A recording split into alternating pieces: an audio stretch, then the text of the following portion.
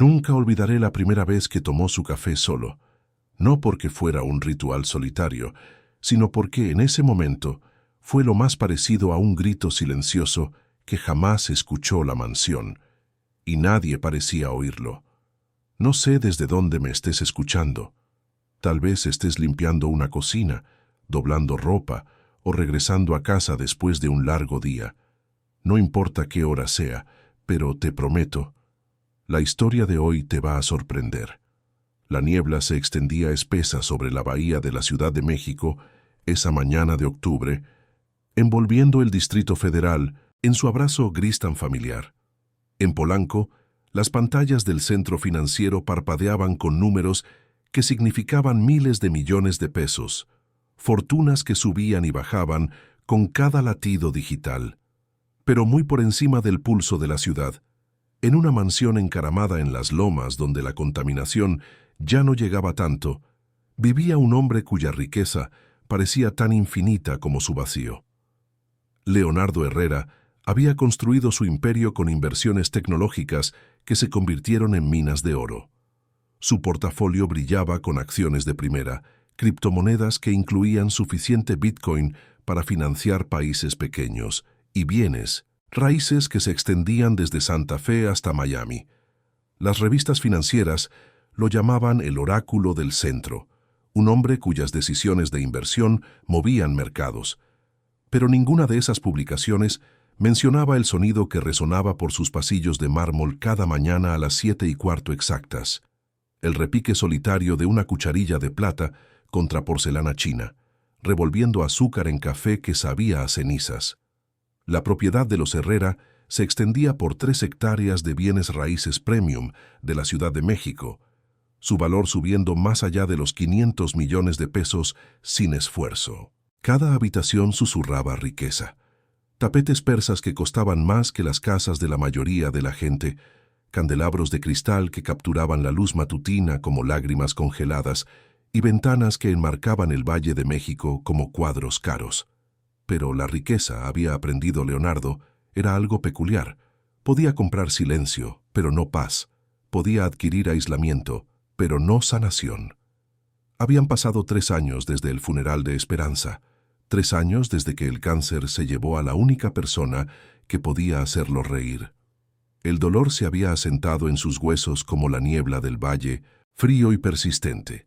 Sus hijos, Diego de 28 años y amargado, Patricia de 25 y distante, lo visitaban solo cuando los pagos de sus fondos fiduciarios requerían firmas.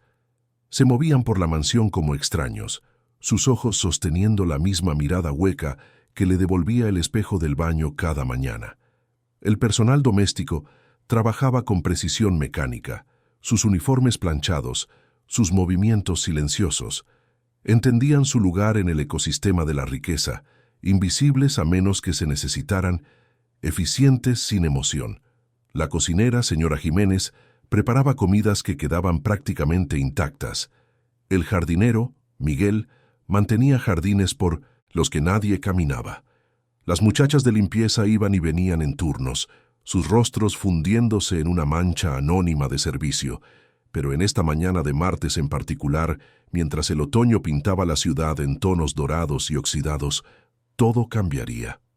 No por fluctuaciones del mercado u oportunidades de inversión, sino porque una mujer llamada Esperanza Torres estaba a punto de bajarse de un pecero en la base de las lomas, su bolsa de piel gastada apretada fuertemente en manos que habían conocido más trabajo del que la fortuna de la mansión podía medir. El viaje de Esperanza hasta la propiedad de Herrera comenzó antes del amanecer, en un departamento de una habitación en la Doctores, donde la renta consumía la mitad de sus ingresos modestos. Se había levantado a las 4:30, como había hecho cada día durante los últimos 15 años, para prepararse para otro día de trabajo invisible. La rutina matutina era sagrada en su simplicidad. Café instantáneo en una taza desportillada, una rebanada de pan tostado que servía como desayuno y esperanza, y una mirada a la fotografía enmarcada de su madre, Carmen, cuyos gastos médicos habían moldeado cada decisión financiera de Esperanza durante la última década. El trayecto se extendía por la ciudad como una peregrinación diaria. Primero la Ruta 1 por colonias, donde el español se mezclaba con el inglés en tiendas de abarrotes y lavanderías. Luego un transbordo en el centro, donde torres de cristal reflejaban sueños y decepciones en igual medida. Y finalmente, la subida a las lomas, donde las casas se hacían más grandes y la gente más escasa.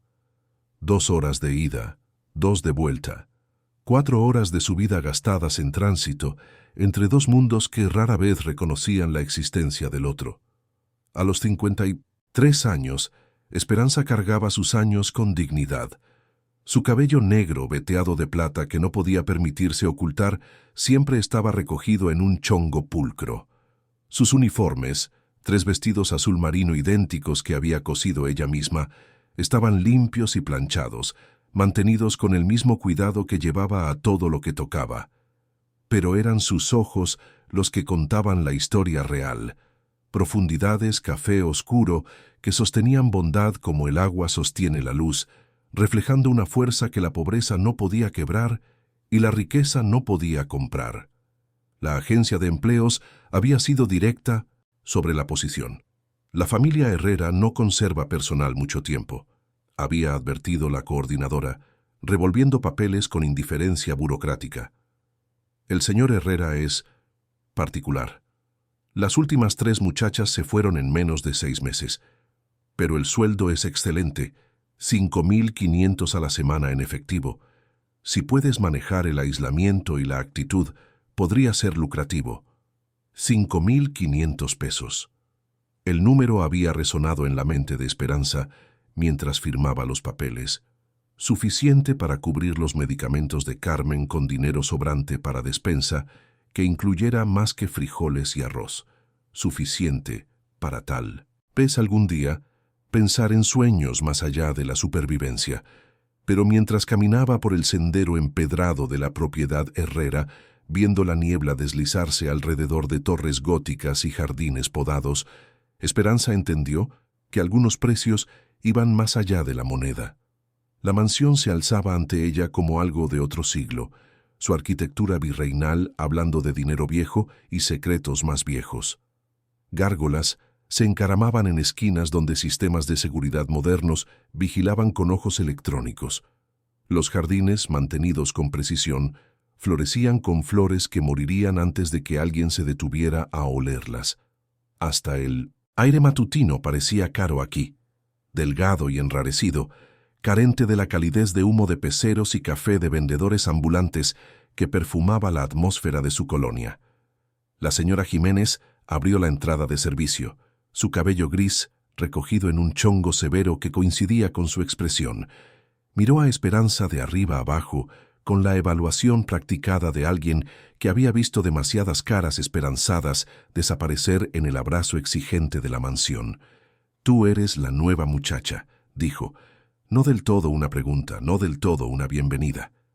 «Soy la señora Jiménez, jefe del personal doméstico. Al señor Herrera no le gustan las interrupciones, no le gusta el ruido, no le gustan las complicaciones. Te mantienes en tus deberes, podrías durar más que las otras».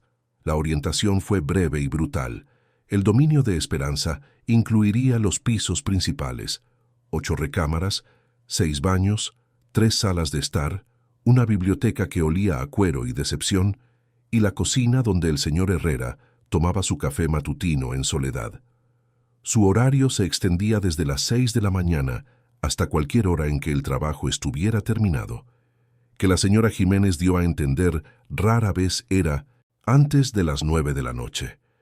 «La familia no socializa con el personal», continuó la señora Jiménez, llevando a Esperanza por pasillos donde sus pasos hacían eco a pesar de las alfombras gruesas. «El señor Herrera especialmente es particular sobre su privacidad. Los hijos van y vienen como quieren, pero no debes entablar conversación con ellos a menos que te lo pidan específicamente. Y hagas lo que hagas, no toques nada en la recámara principal. Ha estado sellada desde que murió la señora Herrera». Mientras caminaban, Esperanza absorbiendo cada instrucción, cada advertencia, cada regla no hablada, comenzó a entender la verdadera naturaleza de su nuevo lugar de trabajo. La mansión no era un hogar, era un mausoleo. La riqueza exhibida en cada superficie no era prosperidad, era una jaula dorada. Y en algún lugar dentro de estas paredes, detrás de la armadura de dinero y modales, vivían personas cuyas heridas eran tan reales como las suyas. Su primer vistazo de Leonardo Herrera llegó exactamente a las 7:15 de esa mañana, como la señora Jiménez había predicho. Esperanza estaba puliendo el barandal en el vestíbulo principal cuando escuchó pasos en las escaleras de mármol, medidos, deliberados, cargando el peso de la rutina. Se echó hacia atrás en las sombras como se le había instruido y observó mientras un hombre alto en una bata cara descendía hacia la cocina. Hasta desde la distancia podía ver la carga que llevaba. Sus hombros, que deberían haber estado cuadrados con confianza, se curvaban ligeramente hacia adentro como protegiendo algo frágil. Su cabello, plateado y perfectamente peinado, capturaba la luz matutina filtrándose por los vitrales, creando un efecto de halo que solo enfatizaba la oscuridad alrededor de sus ojos. Se movía como un hombre caminando bajo el agua, cada paso deliberado, pero de alguna manera desconectado del propósito. La cocina, cuando Esperanza finalmente la vio una hora después, contaba su propia historia. Cubiertas de granito que podrían haber alimentado a una familia por años, brillaban sin usar. Ollas de cobre colgaban en filas perfectas, sus superficies reflejando nada más que vacío. Y ahí, en un rincón pequeño con vista al jardín, había un solo lugar puesto. Taza de porcelana china, platillo, cucharilla de plata, servilleta de lino. El altar donde Leonardo Herrera realizaba su ritual diario de recordar cómo estar solo. La taza de café, notó Esperanza mientras limpiaba, aún tenía tibieza. Pero la tibieza se sentía mal de alguna manera, artificial, como todo lo demás en la mansión. Era la tibieza de máquinas caras y granos premium, pero carecía del ingrediente fundamental que convertía el café en consuelo, alguien con quien compartirlo. Mientras su primera semana se disolvía en rutina, Esperanza comenzó a entender el ecosistema complejo de dolor que gobernaba el hogar Herrera. Diego, el hijo, regresaba de su oficina de abogados en el centro cada noche, cargando resentimiento como un portafolio, su riqueza heredada una carga que llevaba con amargura practicada. Hablaba al personal en oraciones cortantes que contenían años de ira no procesada, sus palabras cuidadosas para herir sin dejar cicatrices visibles. Patricia, la hija, flotaba por la mansión como un fantasma embrujando su propia vida. Su fondo fiduciario sostenía una carrera artística que producía pinturas hermosas que nadie vería jamás, lienzos alineados contra las paredes de su recámara como ventanas a un alma que había aprendido demasiado pronto que el amor era temporal, pero el dinero era para siempre. Se movía con la gracia de una bailarina, pero sus movimientos no contenían alegría, solo la memoria muscular de movimientos que una vez tuvieron significado. El personal, Esperanza, aprendió rápidamente, se había adaptado al clima emocional, desarrollando sus propios mecanismos de defensa. La señora Jiménez gobernaba la cocina con precisión militar, usando la rutina como armadura contra la tristeza persistente de la mansión. Miguel, el jardinero, hablaba solo en español y solo sobre plantas, como si el idioma mismo pudiera protegerlo del peso de trabajar en un lugar donde la belleza existía, pero la felicidad no. La presencia de Esperanza no interrumpió nada al principio. Limpiaba con el mismo cuidado metódico que había traído a cada trabajo, entendiendo que en casas como esta, la invisibilidad no era solo esperada, sino requerida. Sacudía marcos de fotos que contenían memorias que no debía ver, aspiraba alfombras que amortiguaban conversaciones que no debía escuchar, y pulía superficies que reflejaban un mundo al que no debía unirse. Pero Esperanza poseía algo que no se podía enseñar en manuales de entrenamiento o medir en reportes de eficiencia. Notaba las cosas. La manera en que el polvo se acumulaba más grueso en ciertas mesas, sugiriendo qué habitaciones contenían dolor activo y cuáles contenían solo pena decorativa.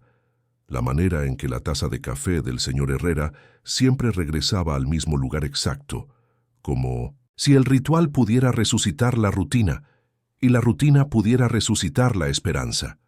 La manera en que el silencio de la mansión no estaba vacío sino lleno, pesado con palabras no dichas, canciones no cantadas, risa que había muerto con la mujer cuyos retratos observaban desde marcos dorados por toda la casa.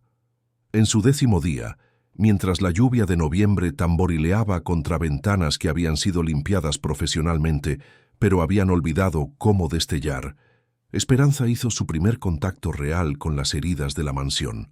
Estaba limpiando la biblioteca cuando lo escuchó, un sonido que no pertenecía a la sinfonía cuidadosamente orquestada de riqueza y silencio. Era llanto, no el llanto dramático que exigía atención, sino el sollozo tranquilo y agotado que llegaba cuando el dolor finalmente había desgastado el orgullo. Siguiendo el sonido, Esperanza encontró a Patricia acurrucada en una silla de lectura que daba al jardín, pero no veía nada. Los hombros de la joven temblaban con el esfuerzo de contener una pena que había crecido demasiado grande para su pequeña estructura. Sus dedos apretaban una fotografía. Su madre, se dio cuenta Esperanza, en días más jóvenes cuando la risa vivía en los espacios entre palabras. El protocolo exigía que Esperanza se retirara, fingiera que no había visto nada, protegiera el derecho de la familia Herrera a sufrir en privado. Pero algo más profundo que el deber la hizo dar un paso adelante. La hizo tocar el hombro de Patricia con la misma firmeza gentil que una vez había usado para consolar a su propia madre durante las noches temerosas cuando el dolor hacía imposible el sueño. Patricia levantó la vista, sorprendida, lista para explotar por la presunción. Pero cuando sus ojos se encontraron, algo pasó entre ellas que trascendía las fronteras cuidadosas de patrón y empleada. Reconocimiento, tal vez. El entendimiento de que la pena era pena sin importar el conteo de hilos de las sábanas en que durmiera. «Ella solía leerme aquí», susurró Patricia, su voz ronca con el tipo de honestidad que solo venía cuando el dolor despojaba toda pretensión. Cada noche cuando era pequeña, hasta cuando se enfermó, hasta cuando hablar le dolía. Decía que las historias eran las únicas cosas que vivían para siempre. Esperanza asintió, no con la simpatía profesional que podría haber ofrecido a un cliente, sino con el entendimiento profundo de alguien que también había perdido a la persona que hacía que los cuentos de antes de dormir se sintieran como magia. No habló. Las palabras habrían sido intrusión. En cambio, se sentó tranquilamente cerca, lo suficientemente cerca para ofrecer consuelo, lo suficientemente lejos para permitir dignidad, y dejó que su presencia dijera lo que el lenguaje no podía. No estás sola en esto. El momento duró tal vez 5 minutos, pero agrietó algo abierto en la arquitectura cuidadosa de aislamiento de la mansión. Cuando Patricia finalmente se secó los ojos y susurró, «Gracias», las palabras cargaban más peso que cualquier sueldo, y cuando Esperanza regresó a su limpieza, notó algo que no había estado ahí antes, la más tenue sugerencia de que la casa estaba escuchando. Esa tarde, mientras la oscuridad de octubre se asentaba sobre la Ciudad de México como una manta familiar, Esperanza se sentó en su propia habitación pequeña en los cuartos del personal de la mansión, mirando hacia las luces de la ciudad que brillaban como monedas esparcidas por el valle. El contraste la golpeó como lo hacía cada noche. Allá abajo, en la Doctores, en la del Valle, en la Roma, la gente vivía vidas completas en espacios pequeños, creando calidez con risa y música y la alquimia cotidiana de comidas compartidas. Aquí arriba, en habitaciones que podrían albergar familias enteras, la gente se moría de soledad en espacios tan grandes que el dolor hacía eco. La voz de su madre susurró desde la memoria, como lo hacía cada noche. «Mijita, el corazón no conoce la diferencia entre tristeza rica y tristeza pobre. El dolor es dolor, pero también lo es la bondad». Carmen Torres también había limpiado casas. Había criado a Esperanza sola, después de que el padre que le dio su nombre, pero no su presencia, desapareció en las calles del Oriente. Había entendido, mucho antes de que su hija aprendiera la lección, que había dignidad en el servicio, fuerza en la humildad. y a veces las personas que más necesitaban sanación eran las que podían permitirse todo excepto la paz. La lluvia continuaba, lavando la ciudad de esa manera particular de la Ciudad de México que hacía que todo se viera como una pintura de acuarela. En algún lugar de la mansión, Esperanza sabía, Leonardo Herrera estaba despierto en una recámara principal que aún guardaba el perfume de su esposa en cajones que no habían sido abiertos desde su funeral. En algún otro lugar, Diego estaba mirando documentos legales que contenían más comas que compasión, y Patricia probablemente estaba pintando otro cuadro que nadie vería jamás, creando belleza como una forma de oración en un mundo que había olvidado cómo decir amén. Mañana traería la misma rutina: café a las 7:15, silencio que hablaba volúmenes, y la danza cuidadosa de personas aprendiendo a vivir alrededor del espacio donde el amor solía estar. Pero esta noche, en el espacio entre lluvia y silencio, Esperanza se hizo a sí misma una promesa que no tenía nada que ver con sueldos o seguridad laboral. Encontraría una manera de traer luz a la oscuridad, calidez al frío, y si tenía mucha suerte, risa a los espacios donde había ido a morir.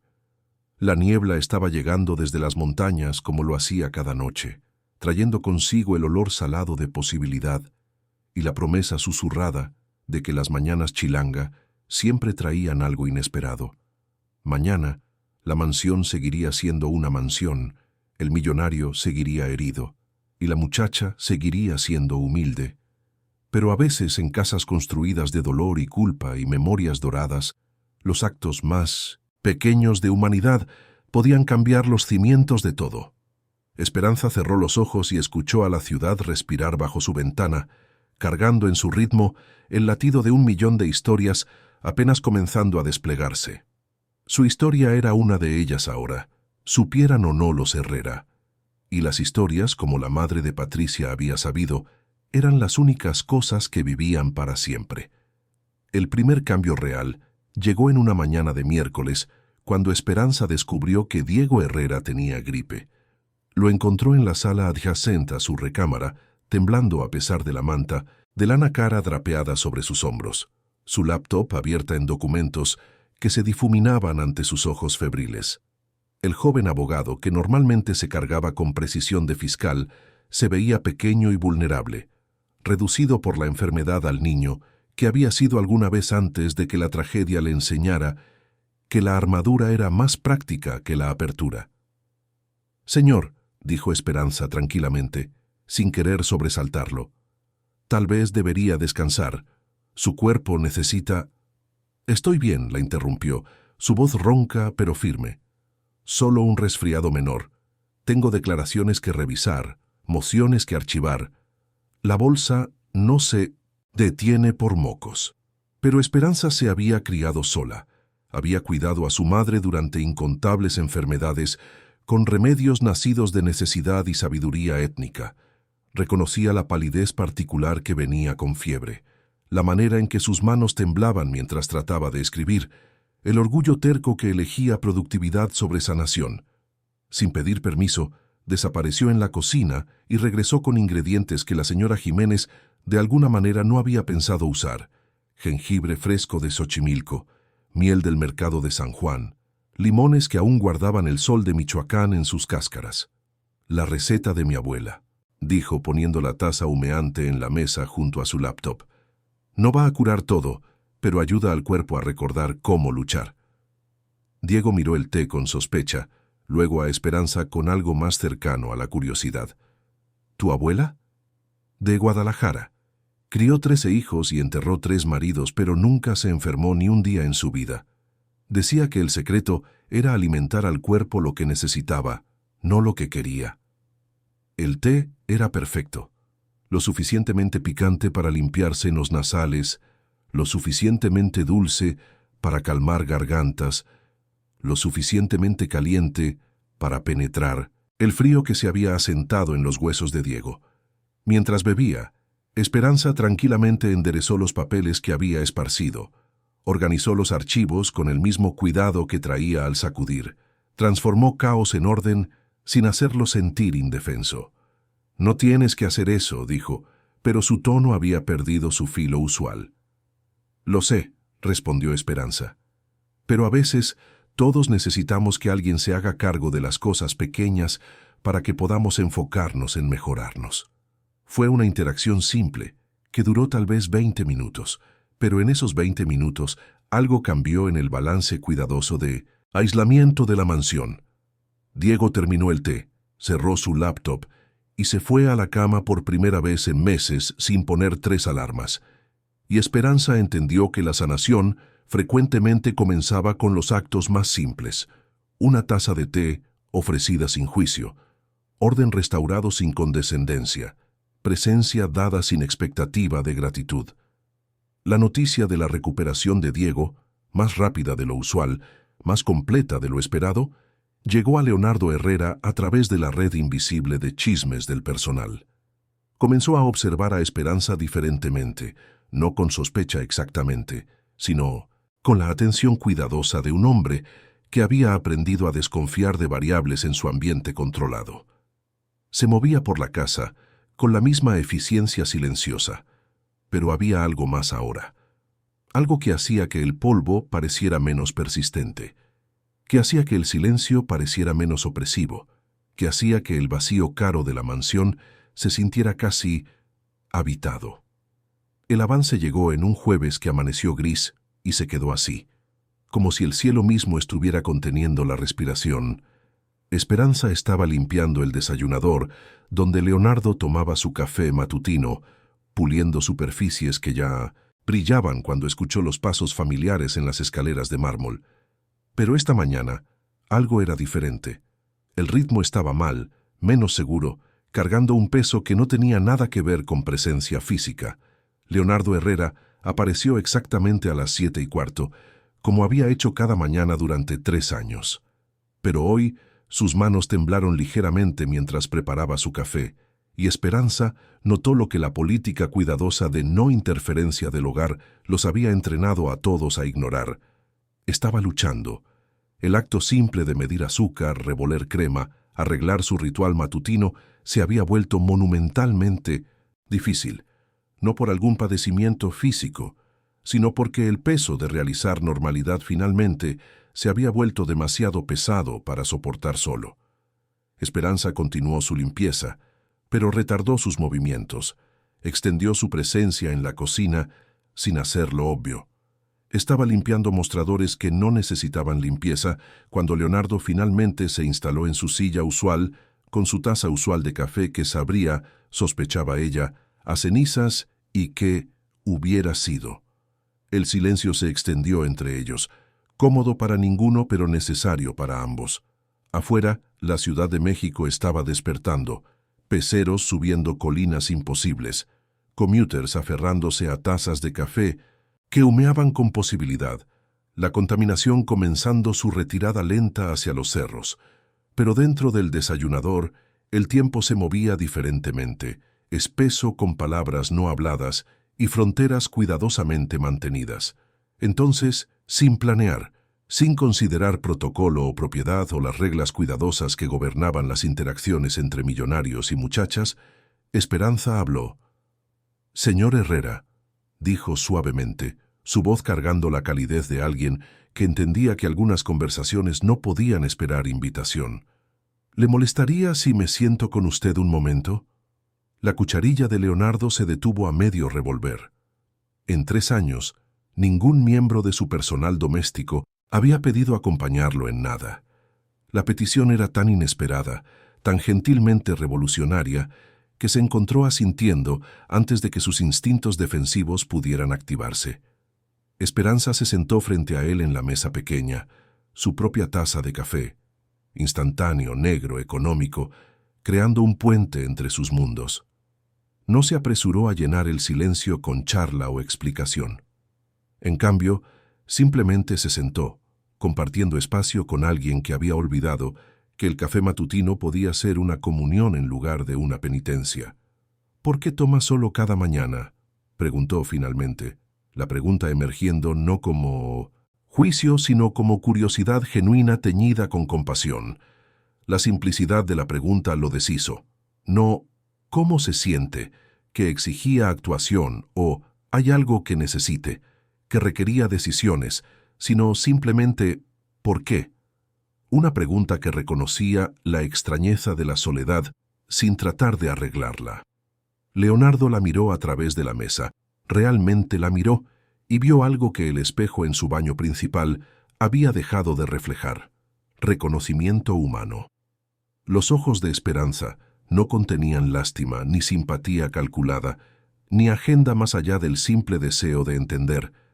Contenían, en cambio, el reconocimiento profundo de alguien que también había aprendido que los rituales matutinos podían ser anclas o prisiones, dependiendo de si te conectaban al mundo o te protegían de él. «Estoy esperando», dijo finalmente, su voz quebrándose con palabras que habían estado encerradas dentro por demasiado tiempo. «Esperando que duela menos, esperando que el café sepa a algo que no sea culpa, esperando». Se detuvo, incapaz de nombrar por lo que esperaba, porque había olvidado cómo se sentía la esperanza. Esperanza asintió, entendimiento inundando sus facciones con el tipo de sabiduría gentil que venía de conocimiento íntimo con la pérdida. «Yo también solía esperar», dijo. «Después de que se fue mi padre, ponía la mesa para 3 cada mañana. Mi madre miraba, pero nunca decía nada. Comíamos desayuno con su fantasma por 2 años, antes de que finalmente me diera cuenta de que esperar era solo otra palabra para morir en cámara lenta». La confesión colgó entre ellos como un puente que ninguno había esperado construir. Leonardo se encontró inclinándose hacia adelante, atraído por el reconocimiento de territorio compartido.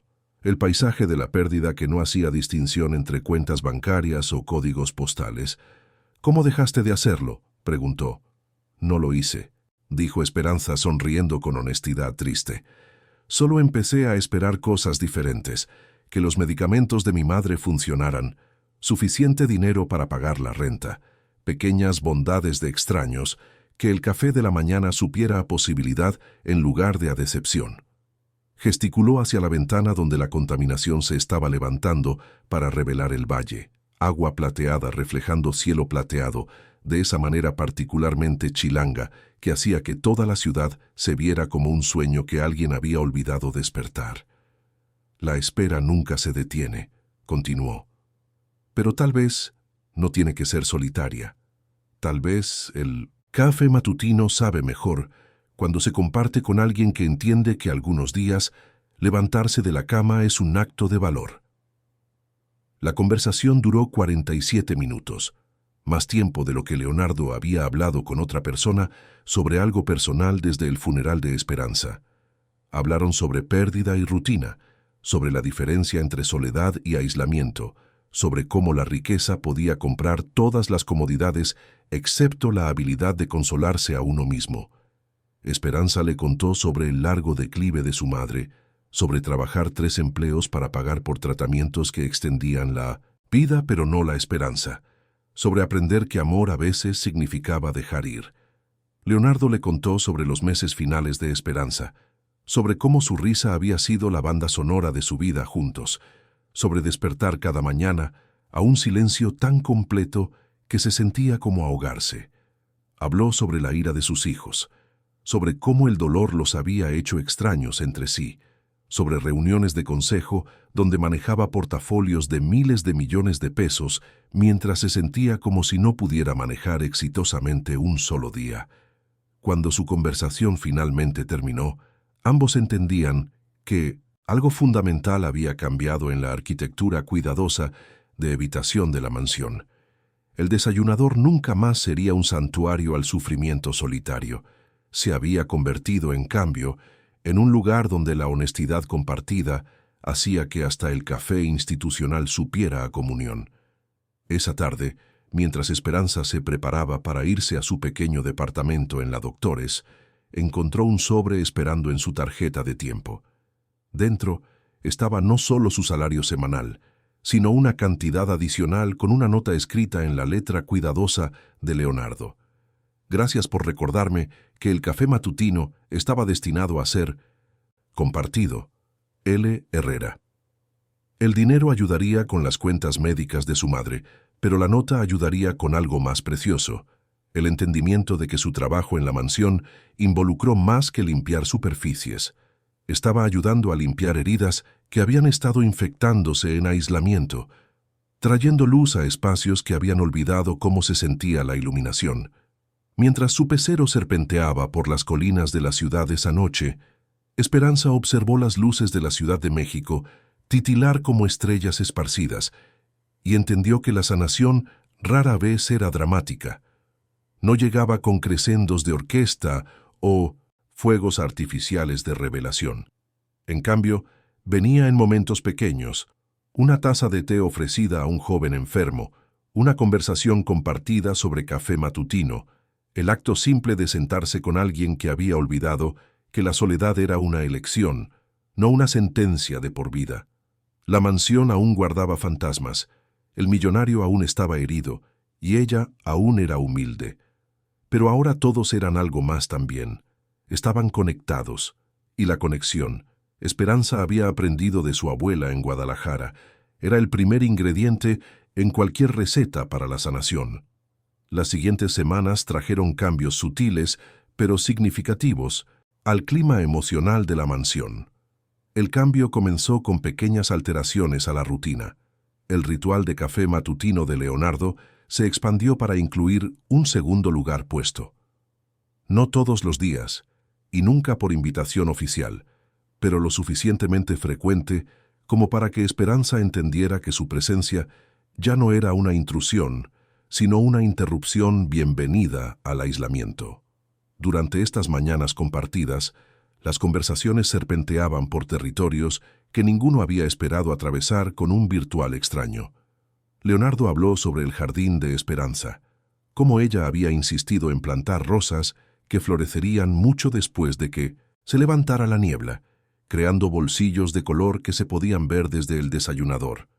Mencionó su éxito temprano en inversiones tecnológicas, cómo había construido su fortuna, entendiendo que el futuro pertenecía a empresas que conectaban personas, aunque de alguna manera había perdido la habilidad de conectar con cualquiera él mismo. Esperanza compartió sus propias historias con honestidad cuidadosa. Le contó sobre su infancia en el oriente de Los Ángeles, sobre maestros que vieron potencial en una niña cuyos vestidos venían de tianguis, pero cuyos ensayos en inglés brillaban con palabras prestadas de libros de biblioteca. Habló sobre el orgullo feroz de su madre, cómo Carmen Torres había limpiado oficinas en el centro de LA por 30 años, pero nunca había perdido una junta de padres de familia. Nunca había fallado en tener cena esperando. Nunca había dejado de creer que la vida de su hija sería más grande de lo que las circunstancias sugerían. Estas conversaciones comenzaron a ondular hacia afuera por las fronteras cuidadosamente mantenidas de la mansión. Patricia comenzó a unirse a ellas ocasionalmente, atraída por el sonido de voces que cargaban risa en lugar de deber. Su presencia era tentativa al principio, como un gato probando la seguridad de territorio desconocido, pero gradualmente comenzó a compartir sus propios fragmentos, memorias de los cuentos de su madre, frustraciones con una carrera artística que se sentía hueca a pesar de exposiciones en galería y seguridad de fondo fiduciario, la soledad peculiar de tenerlo todo y no sentir nada. Hasta Diego, aún recuperándose de su gripe pero regresando lentamente a su práctica legal, comenzó a detenerse en umbrales durante estas reuniones matutinas. Su participación venía en dosis pequeñas, un comentario sobre un caso que estaba manejando, una observación sobre fluctuaciones del mercado, preguntas sobre la colonia de Esperanza, que sugerían curiosidad genuina en lugar de obligación educada. La mansión misma parecía responder a estos cambios. Habitaciones que se habían sentido como museo comenzaron a mostrar señales de habitación actual. Flores frescas aparecieron en jarrones que no habían sostenido nada más que polvo, obra de Esperanza, pero pagada por una cuenta doméstica que Leonardo había expandido silenciosamente. El sistema de sonido, silencioso por 3 años, excepto por el zumbido mecánico de equipo de limpieza, comenzó a llevar música suave durante el día, jazz de la colección de Patricia, piezas clásicas que habían sido favoritas de Esperanza, hasta algunos ritmos latinos que Esperanza tarareaba mientras trabajaba. La señora Jiménez inicialmente vio estos cambios con la sospecha de alguien cuya autoridad dependía de mantener jerarquías establecidas, pero hasta ella comenzó a suavizarse cuando notó que sus comidas cuidadosamente preparadas realmente se estaban comiendo, que las cenas familiares, aún raras pero ya no extintas, ocasionalmente llenaban el comedor con conversación en lugar de silencio. La transformación no era lineal ni dramática. Aún había días cuando Leonardo se retiraba a obsesiones de trabajo, cuando Patricia desaparecía en su estudio de arte por horas que se alargaban hasta el crepúsculo, cuando los casos legales de Diego proporcionaban distancia conveniente de interacciones familiares. Pero cada vez más, estos retiros individuales se sentían como necesidades temporales en lugar de exilio permanente de la conexión. El papel de Esperanza en el hogar evolucionó orgánicamente. Aún estaba empleada como ayuda doméstica, aún mantenía las fronteras profesionales apropiadas a su posición, pero su presencia se había vuelto integral al ecosistema emocional de la mansión. Los otros miembros del personal comenzaron a buscar su consejo, sobre todo desde planear menús hasta manejar los estados de ánimo variables de la familia. Miguel, el jardinero, comenzó a enseñarle los nombres de las rosas de Esperanza, compartiendo las palabras en español para colores que no tenían equivalentes en inglés. Fue durante este período de sanación gradual que Esperanza hizo un descubrimiento que luego resultaría crucial. Mientras organizaba papeles en el estudio de Leonardo, una tarea que él había pedido específicamente, diciendo que confiaba en su discreción con documentos sensibles, se topó con una carpeta marcada Fundación Esperanza. Dentro había documentos legales delineando el plan de Leonardo para establecer una organización caritativa enfocada en investigación del cáncer y servicios de apoyo familiar. La fundación había sido el deseo final de Esperanza, una manera de transformar el dolor de su familia en algo que podría prevenir que otras familias experimentaran pérdidas similares. Pero los documentos tenían 3 años, su lenguaje legal amarillento con edad e inacción. Post-it notes con la letra de Leonardo cubrían los márgenes. Llamar abogado, abril 2021, pospuesto por implicaciones fiscales. Revisar estructura de consejo, septiembre 2021, demasiado abrumador. Considerar enfoques alternativos, febrero 2022. Tal vez el año que viene. El patrón era claro. Buenas intenciones paralizadas por perfeccionismo, impulsos nobles estancados por la complejidad administrativa que el dolor hacía sentir imposible. El regalo final de Esperanza al mundo se había convertido en otra fuente de culpa para un hombre que ya cargaba más de lo que le tocaba. Esa tarde, mientras la lluvia de otoño convertía la eterna neblina de la Ciudad de México en algo más pesado e insistente, Esperanza tomó una decisión que iba más allá de su descripción de trabajo. Se quedó después de sus horas usuales, usando la computadora de la mansión para investigar estructuras de fundaciones, mejores prácticas de organizaciones caritativas del cáncer, hasta organizaciones locales, sin fines de lucro, que podrían servir como modelos para la visión de Esperanza. La mañana siguiente, se acercó a Leonardo con el tipo de directitud cuidadosa que había aprendido era más efectiva con él. «Señor Herrera», dijo mientras él terminaba su café, «me topé con los planes de la fundación de la señora Esperanza mientras organizaba su estudio. Espero que no le moleste que me haya tomado la libertad de hacer algo de investigación». El rostro de Leonardo pasó por varias expresiones: sorpresa, vergüenza defensiva, algo que podría haber sido esperanza rápidamente suprimida por decepción practicada. Esa era idea de Esperanza. He estado queriendo... Es más complicado de lo que se daba cuenta. Requisitos legales, implicaciones fiscales, estructuras de consejo.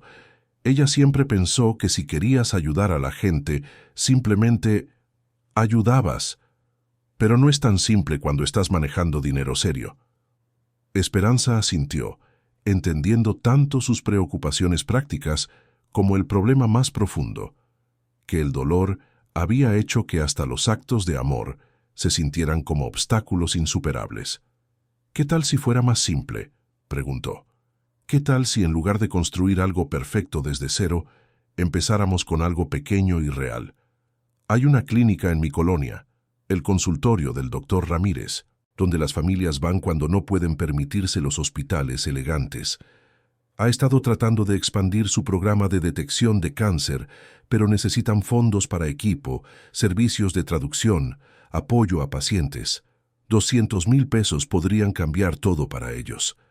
El número era pequeñito para los estándares de Leonardo, menos de lo que gastaba en vino cada año, fracción de lo que costaba el mantenimiento mensual de la mansión.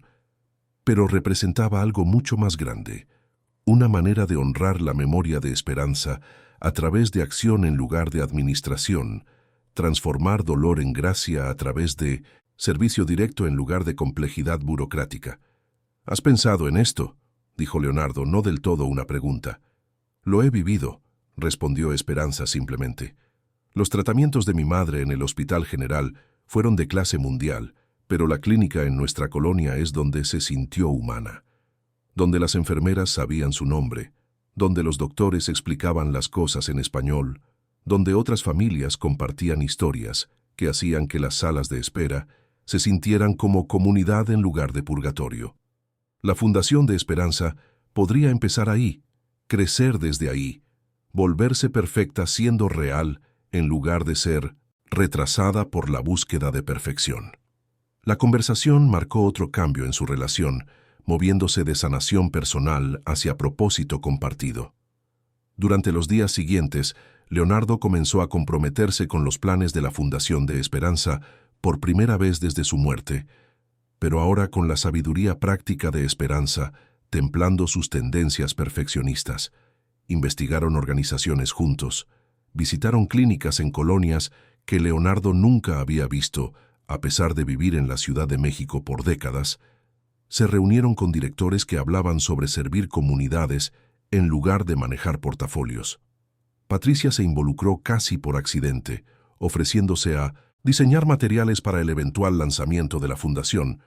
Sus habilidades artísticas, dormidas desde la universidad excepto por pinturas que nadie veía, encontraron nuevo propósito creando folletos que hacían información médica compleja accesible, logos que transmitían tanto profesionalismo como calidez.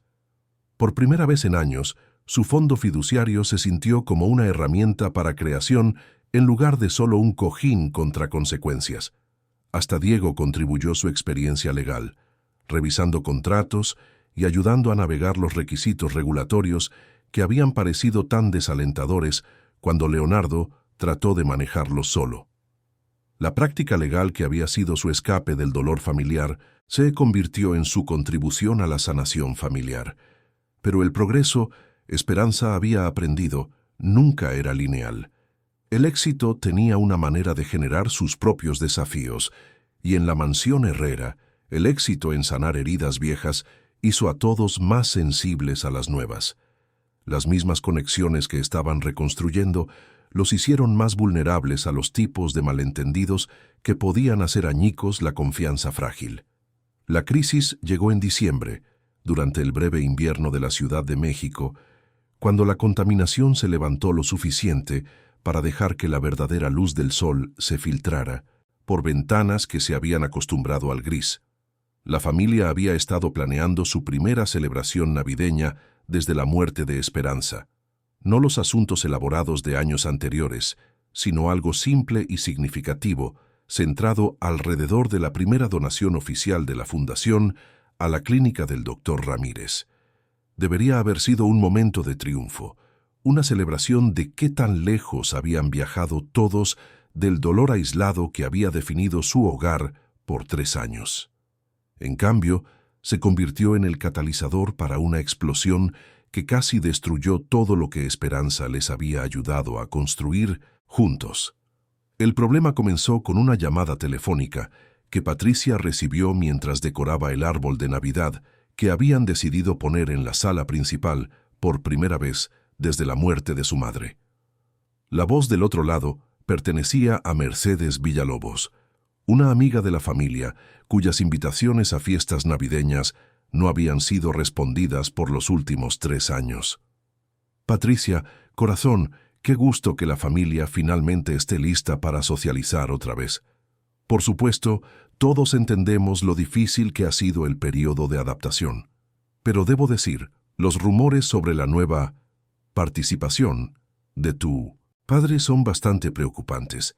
La palabra participación fue entregada con la precisión particular que las mujeres adineradas usaban cuando querían plantar veneno sin parecer que chismeaban. Patricia, aún frágil de años de aislamiento, mordió el anzuelo. ¿Qué rumores? Oh, ¿no has oído? Sobre tu padre y la mujer mexicana. La gente dice que se ha vuelto bastante influyente en las decisiones domésticas, que ha sido vista consultando sobre asuntos financieros, que está involucrada en este nuevo proyecto caritativo. Estoy segura de que todo es perfectamente inocente, pero sabes cómo habla la gente, especialmente cuando hay tal disparidad en trasfondos. La conversación continuó por 20 minutos, que se sintieron como horas para Patricia, cada insinuación construyendo sobre la anterior, hasta que una narrativa simple de sanación fue transformada en algo sórdido y calculado. Para cuando colgó, el árbol de Navidad se veía diferente para ella, no como un símbolo de renovación, sino como evidencia de manipulación, decoraciones elegidas por alguien que no pertenecía, cambios hechos por una mujer cuyos motivos Patricia de repente cuestionó. El veneno se esparció rápidamente por el sistema familiar que Esperanza había trabajado tan cuidadosamente para sanar. Patricia confrontó a Diego con las preocupaciones de Mercedes, y Diego, agotado de un caso difícil y defensivo sobre su propio apego creciente a la nueva calidez del hogar, inicialmente desechó el chisme, pero lo encontró permaneciendo en sus pensamientos como una tos persistente. Leonardo se volvió consciente de la tensión sin entender su fuente. Las conversaciones de café matutino, que se habían convertido en la fundación de su sanación, de repente se sintieron forzadas, ensombrecidas por ansiedades innombradas. Esperanza, sensible a atmósferas emocionales de años de trabajar en casas de otras personas, notó el frío, pero no pudo identificar su origen. La crisis llegó a 1900, su punto máximo el 22 de diciembre, 3 días antes de Navidad, cuando un argumento familiar que comenzó sobre planear la fiesta devino en acusaciones que habían estado fermentando en silencio por semanas. «Solo pienso que deberíamos ser cuidadosos», dijo Patricia, su voz tensa con ansiedad apenas controlada. «Nos hemos vuelto muy dependientes de las opiniones de Esperanza sobre todo. La fundación, las decoraciones, hasta decisiones familiares. La gente está empezando a notar». «¿Notar qué?», preguntó Leonardo, genuinamente confundido por el cambio súbito en atmósfera. «La situación», dijo Diego, la palabra pesada con implicaciones que no quería nombrar directamente. «Ha estado aquí menos de 6 meses, papá. Ahora es consultada sobre negocios de la fundación, conoce nuestra información financiera, esencialmente se ha convertido en asesora familiar. Es inusual». La palabra inusual colgó en el aire como una cuchilla, filosa con asunciones de clase y trasfondos raciales que nadie quería reconocer directamente. Esperanza, que había estado arreglando flores en la habitación adyacente, escuchó suficiente para entender que de alguna manera se había convertido en un problema que no se había dado cuenta de que estaba creando. «¿Estás sugiriendo que Esperanza ha sido inapropiada?», preguntó Leonardo, su voz cargando la quietud peligrosa que precedía sus raras explosiones de ira. «Estoy sugiriendo que necesitamos mantener fronteras apropiadas», dijo Patricia. «Ha sido maravillosa, pero es una empleada. No deberíamos estar tratándola como consultora familiar o dependiendo de ella para apoyo emocional. No es justo para ella, y no es saludable para nosotros». El argumento escaló con la crueldad particular que las familias podían infligirse entre sí cuando la confianza se sentía amenazada. Años de resentimientos suprimidos salieron a la superficie, la ira de Diego sobre ser excluido de decisiones familiares durante la enfermedad de Esperanza, la frustración de Patricia con vivir en la sombra, Memorial de su madre. La culpa de Leonardo sobre seguir adelante del dolor que lo había definido por tanto tiempo. Esperanza, escuchando desde la cocina donde se había retirado para darles privacidad, entendió que se había convertido en el símbolo de cambios que los asustaban más de lo que los consolaban. Su presencia les había permitido sanar, pero la sanación requería vulnerabilidad, y la vulnerabilidad se sentía peligrosa para personas que habían sido heridas lo suficientemente profundo como para construir murallas de riqueza y aislamiento. La conversación terminó con Leonardo tomando una decisión que sorprendió a todos, incluyéndose a sí mismo. Tal vez todos necesitamos tiempo para pensar sobre fronteras y expectativas. Esperanza, creo que sería mejor si tomaras licencia durante las fiestas. Podemos reevaluar en el nuevo año. Las palabras fueron entregadas con formalidad cuidadosa, pero Esperanza escuchó el dolor debajo de ellas. Leonardo estaba sacrificando su conexión para preservar sus relaciones familiares, eligiendo las dinámicas familiares de aislamiento sobre el territorio incierto de sanación integrada. Era, ella entendió, la decisión de un hombre que había sido herido demasiadas veces para confiar completamente que las cosas buenas podían durar. Esperanza empacó sus pocas pertenencias personales con la misma dignidad, tranquila que traía a todo lo demás. No dejó escenas dramáticas, no hizo discursos sobre ingratitud o injusticia.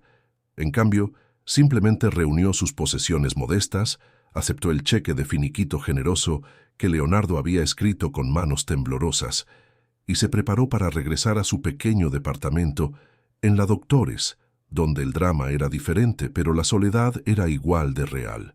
Su último acto fue dejar una nota en el desayunador donde ella y Leonardo habían compartido tantas conversaciones matutinas.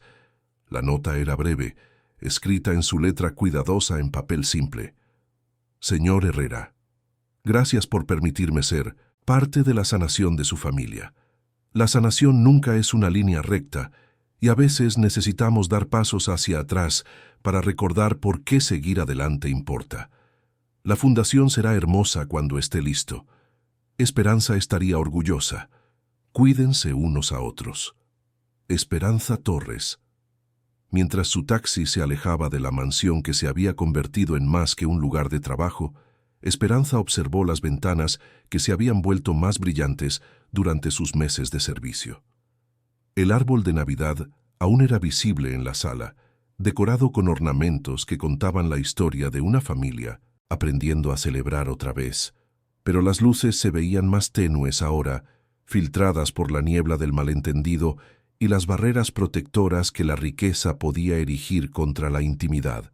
La mansión, se dio cuenta, sobreviviría a su partida. Regresaría a su estado previo de vacío caro, sus residentes protegidos por el aislamiento tanto de la conexión como de la traición. Pero había visto lo que era posible ahí.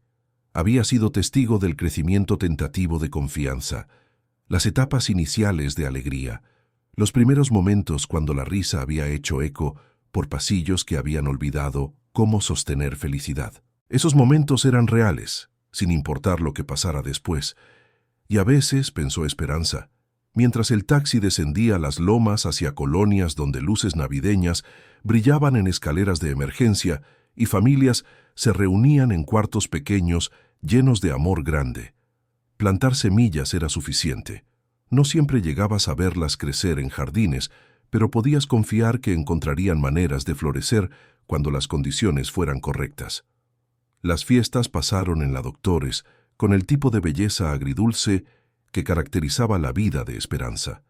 Pequeños regalos intercambiados con vecinos, misa de gallo en la Virgen de Guadalupe, donde oraciones en español se alzaron como incienso. El declive gradual de su madre Carmen, puntuado por momentos de claridad, cuando podían reír juntas sobre telenovelas y chismear sobre los dramas románticos del edificio. La mañana de Navidad trajo un toque en la puerta de Esperanza que no esperaba.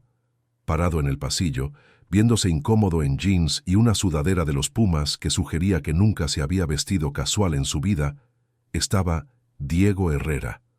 Su carro caro esperaba incómodamente en la calle abajo, su elegancia BMW conspicua entre los Tsuruts y Chevrolets golpeados que pertenecían a la colonia. «Lamento molestarla», dijo, su entrenamiento legal proporcionando palabras formales para una situación informal. «¿Podríamos hablar?» Esperanza lo invitó a pasar, silenciosamente agradecida de haber limpiado el departamento esa mañana como lo hacía cada día, que el café estuviera fresco, que Carmen estuviera teniendo un buen día y pudiera sentarse en la única silla cómoda de la sala con dignidad intacta. El espacio era pequeñito comparado con la mansión Herrera, todo visible desde todas partes, decoraciones navideñas limitadas a un arbolito decorado con ornamentos hechos de corcholatas y papel de construcción, pero contenía calidez que el dinero no podía comprar. Diego se sentó en la mesa pequeña de la cocina de Esperanza, aceptando café servido en una taza que había sido un regalo gratis del sindicato de crédito local, y comenzó la conversación que lo había traído a través de la ciudad. «La donación de la fundación se completó», dijo sin preámbulos. «La clínica del doctor Ramírez recibió el cheque hace 3 días. Ya están programando mamografías que no podían hacer antes. La posición de traductor empezará en febrero. Es exactamente lo que Esperanza habría querido». Esperanza asintió sin sorpresa. Leonardo Herrera era muchas cosas, pero no era un hombre que hiciera promesas a la ligera. Si se había comprometido a apoyar la clínica, el apoyo pasaría sin importar el drama familiar. «Pero la casa está...» Diego luchó con palabras que su vocabulario profesional no lo había preparado para usar. «Está mal sin usted. Patricia está pintando otra vez, pero todas son oscuras ahora. Papá está de vuelta a tomar café solo. Me la paso encontrando excusas para trabajar hasta tarde, porque llegar a casa se siente como caminar a una tumba». Miró alrededor del pequeño departamento de Esperanza, sus ojos tomando detalles que hablaban de una vida vivida, con cuidado a pesar de recursos limitados. Libros apilados pulcramente en repisas hechas de tablas y tabiques, fotografías arregladas con orgullo obvio, plantas que florecían en ventanas que daban al oriente hacia luz solar que tenía que ser cuidadosamente cultivada. «He estado pensando sobre lo que Mercedes Villalobos le dijo a Patricia», continuó, «sobre fronteras y lo apropiado y gente hablando, y me di cuenta de que la gente que habla sobre relaciones inapropiadas usualmente son los que nunca han experimentado las apropiadas. La gente que se preocupa por fronteras usualmente son los que nunca han aprendido cómo construir puentes». Carmen, desde su silla en la sala, había estado escuchando con la atención cuidadosa de alguien que había pasado décadas observando dinámicas familiares desde posiciones de servicio. «Su familia le tiene miedo al amor», dijo en español, que llevaba trazos de un acento pero no trazos de incertidumbre. «El amor los hace vulnerables. Lo vulnerable se siente peligroso cuando los han lastimado, pero peligroso no es lo mismo que malo». Diego se volteó hacia Carmen, golpeado por la directitud de su observación. «¿Cómo dejamos de tener miedo?» «Práctica», dijo Carmen simplemente, «como tocar piano o aprender idioma. Practicas cuidar a la gente hasta que se siente natural en lugar de aterrador. Pero primero tienes que querer practicar más de lo que quieres esconderte». La conversación duró 2 horas, serpenteando por temas que Diego nunca había discutido con nadie. Su ira sobre la muerte de su madre, su resentimiento sobre la riqueza de su padre que no pudo prevenir la pérdida, su miedo de que cuidar a la gente solo hacía su ausencia más dolorosa. Esperanza y Carmen escucharon con la atención particular de mujeres que habían aprendido que la sanación frecuentemente comenzaba con el acto simple de presenciar la verdad de alguien más sin tratar de arreglarla. Cuando Diego finalmente se fue, llevaba consigo más que solo el entendimiento de que su familia necesitaba que Esperanza regresara. Llevaba el reconocimiento de que necesitaban convertirse en el tipo de personas que merecían su presencia. Personas que podían recibir cuidado sin sospecha, que podían construir relaciones a través de diferencias en trasfondo y cuentas bancarias, que podían elegir amor sobre seguridad cuando los dos parecían incompatibles. La reunión pasó gradualmente, cuidadosamente, con el tipo de atención al proceso que reconocía qué tan mal se podía quebrar la confianza y que, delicadamente, necesitaba ser reconstruida.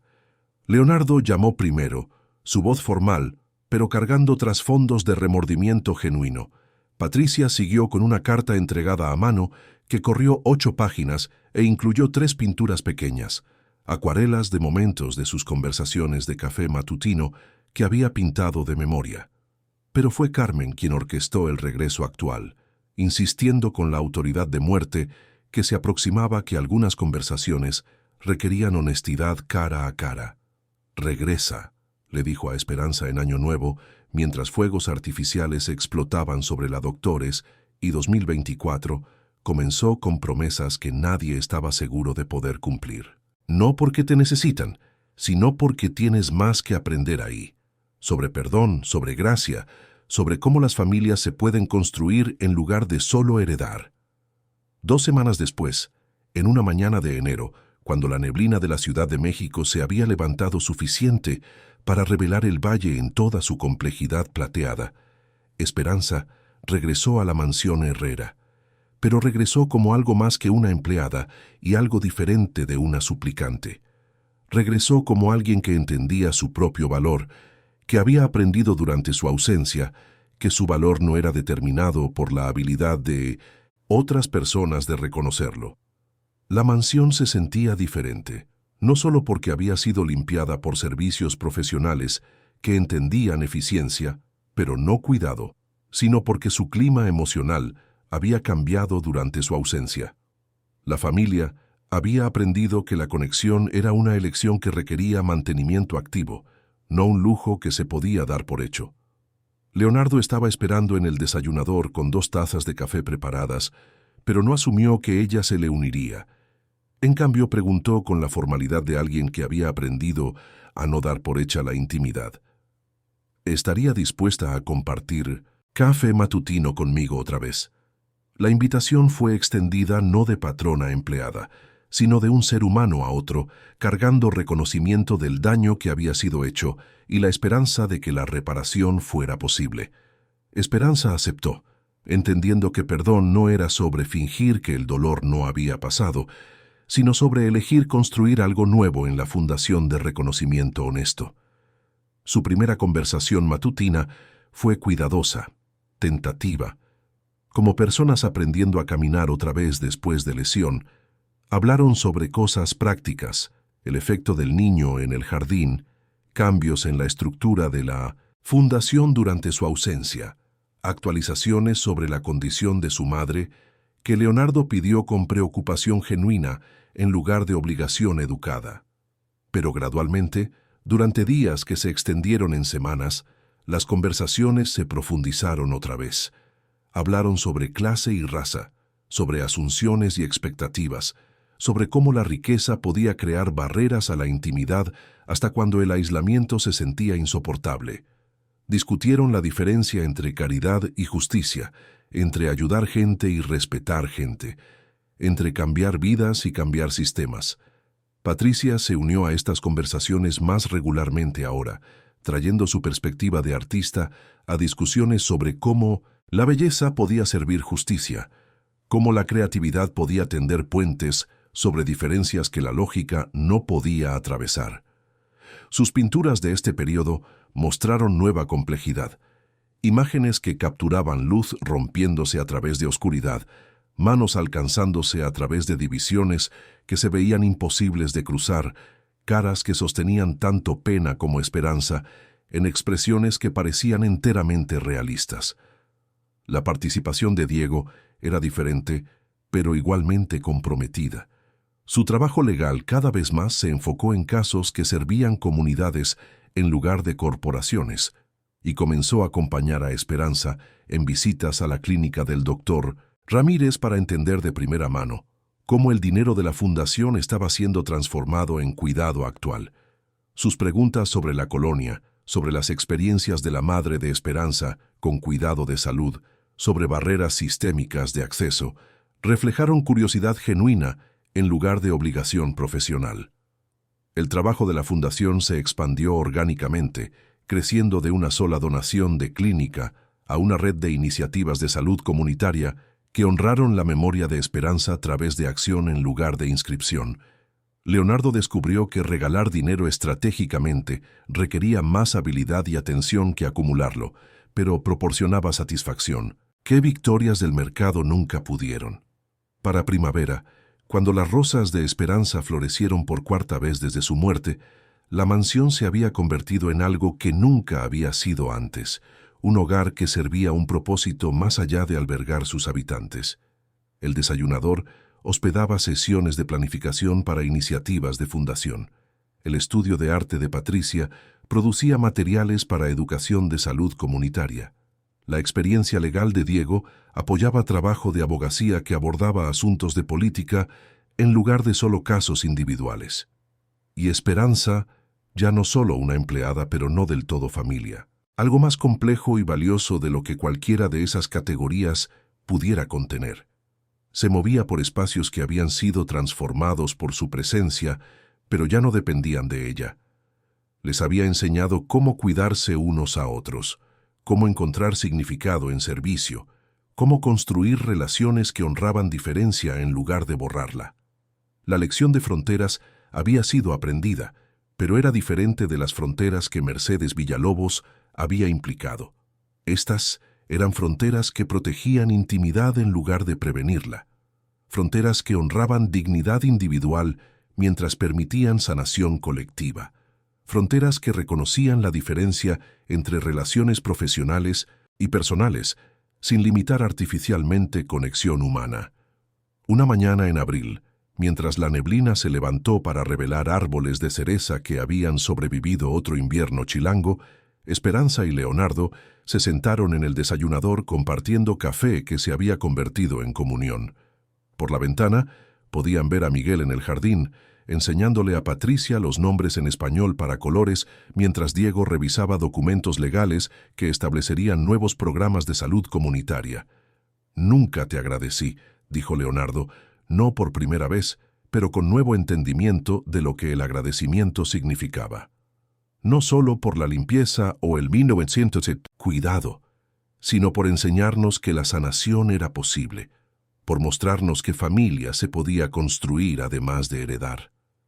Esperanza sonrió, pensando en Carmen, que estaba descansando más estos días, pero aún insistía en escuchar cada detalle sobre la transformación de la mansión. «La sanación nunca está terminada», dijo. «Es como tender un jardín. No plantas rosas una vez y esperas que florezcan para siempre sin atención. Pero mientras más practicas cuidar cosas que crecen, más hermoso se vuelve todo». Afuera, la Ciudad de México despertaba a otro día de posibilidad, en salas de juntas y cafeterías, en clínicas y salones de clase. La gente tomaba decisiones sobre cómo tratarse unos a otros, cómo tender puentes sobre diferencias, cómo transformar dolor individual en sanación colectiva. Algunas de esas elecciones eran influenciadas, de maneras pequeñas pero medibles, por programas de fundación que habían crecido de conversaciones matutinas entre un millonario herido y una mujer humilde que entendía que la dignidad no se determinaba por saldos de cuenta bancaria. El café sabía a promesa esa mañana, saboreado con el entendimiento de que algunas transformaciones tomaron años en completarse, pero comenzaron con momentos únicos de elegir conexión sobre aislamiento, confianza sobre sospecha, amor sobre miedo. La mansión aún brillaba con belleza cara, pero ahora reflejaba luz en lugar de solo contenerla, servía a propósito en lugar de solo exhibirlo, albergaba crecimiento en lugar de solo proteger privacidad. Y en un pequeño departamento en la Doctores, una mujer mayor llamada Carmen Torres sonrió mientras escuchaba la voz de su hija en el teléfono, describiendo otro día en un hogar donde la bondad había aprendido a hablar más fuerte que el dinero, donde la sanación se había convertido en responsabilidad compartida en lugar de carga individual, donde el café matutino se había convertido en la fundación para construir puentes que durarían más que cualquier presencia individual de una persona en el mundo. El tiempo pasó como el tiempo pasa en la Ciudad de México, a veces lentamente, como niebla rodando sobre el Ajusco, a veces rápidamente, como peceros subiendo colinas imposibles. Para el invierno de 2024, la mansión Herrera se había asentado en ritmos que habrían sido irreconocibles para el hogar quebrantado por dolor que Esperanza había encontrado primero. La fundación se había expandido más allá de la clínica del Dr. Ramírez para apoyar una red de programas de salud comunitaria por toda el área metropolitana. El arte de Patricia había encontrado propósito en diseñar materiales que hacían información médica compleja accesible a través de barreras de idioma. Diego había transicionado su práctica legal hacia abogacía de salud, descubriendo que el trabajo de justicia proporcionaba satisfacción que la ley corporativa nunca pudo. Y Leonardo había aprendido que manejar activos caritativos requería el mismo pensamiento estratégico que hacer crecer riqueza personal, pero proporcionaba significado que portafolios de acciones no podían igualar. El papel de Esperanza había evolucionado a algo que no tenía título oficial, pero valor práctico inmenso. Permanecía basada en el hogar, manteniendo las tareas de limpieza y organización que originalmente la habían traído ahí. Pero sus responsabilidades habían crecido para incluir coordinación de fundación, mediación familiar y lo que Leonardo privadamente pensaba como arquitectura emocional, el mantenimiento cuidadoso de relaciones que permitía que 4 personas muy diferentes funcionaran como unidad de apoyo. El arreglo habría sido imposible de explicar a Mercedes Villalobos u otros en su círculo social que mantenían distinciones rígidas entre patrones y empleados, pero funcionaba porque honraba la dignidad de todos mientras utilizaba las fortalezas de todos. La sabiduría práctica de Esperanza complementó el pensamiento estratégico de Leonardo. Su entendimiento de necesidades comunitarias balanceó su entendimiento de sistemas financieros. Su habilidad de construir confianza habilitó su habilidad de construir programas. Pero hasta los arreglos más exitosos enfrentan pruebas que revelan su verdadera fortaleza o debilidades. ¿Y tú? ¿Alguna vez trabajaste para alguien que aprendió de ti sin decirlo jamás? Cuéntame tu historia en los comentarios. Si esta historia tocó tu alma, dale like y suscríbete para que llegue a otra mujer que necesita esperanza hoy. Para más historias emotivas como esta, donde toca el link del podcast a la izquierda. Gracias por acompañarnos en este viaje del corazón.